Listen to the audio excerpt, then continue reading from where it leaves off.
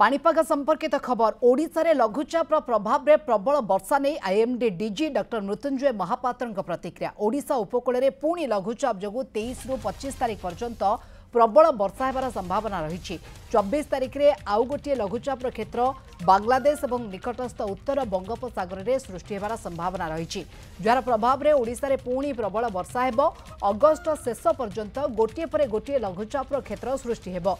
ओडिशा रु आरंभ करी गुजरात पर्यंत मौसुमी सक्रिय रहिबार संभावना रही। यापर पुणी 27 और 28 तारीख में आउ गोटे लघुचाप क्षेत्र सृष्टि होबार संभावना रही। जो low pressure system T develop होता है क्रमशः अवपात परिणत हो गतकाली संध्यारे ओडिशा और निकटस्थ आंध्र उपकूल को गोपालपुर निकट अतिक्रम करिछि। आज पूर्वाह्न यह भवानीपाटना ठारू प्राय 70 किलोमीटर दूर रे पूर्व दिगरे केन्द्रीभूत अच्छी। यह पश्चिम उत्तर पश्चिम दिगरे गति करुछि। दक्षिण ओडिशा और छत्तीसगढ़ हो विदर्भ अंचल गति करिवो।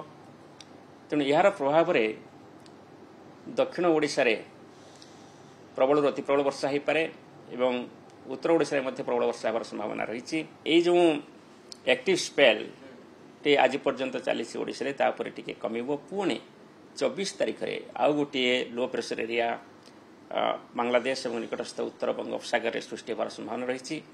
पुणी तार प्रभाव में ओडिशा रे मध्य आउ गोटे हेवी स्पेल आरंभ हो। तेणु अगस्ट मास शेष पर्यंत जदि आपण देखिबे गोटे पर गोटे लघुचाप क्षेत्र डेभलप होबार संभावना रही। जमिति आम पूर्वानुमान करूँ गतकाली जो अवपाति सृष्टि है तापर आउ गोटे लघुचाप क्षेत्र 24 तारीख में आसूची। पुणी 27 तारीख 28 तारीख बेलू आउ गोटे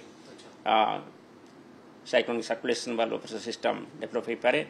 तेणु अगस्ट मासर शेष पर्यंत संपूर्ण केंद्रीय भारत में ओडिशा आरंभ कर गुजरात पर्यंत मनसून सक्रिय रहिबार संभावना रही।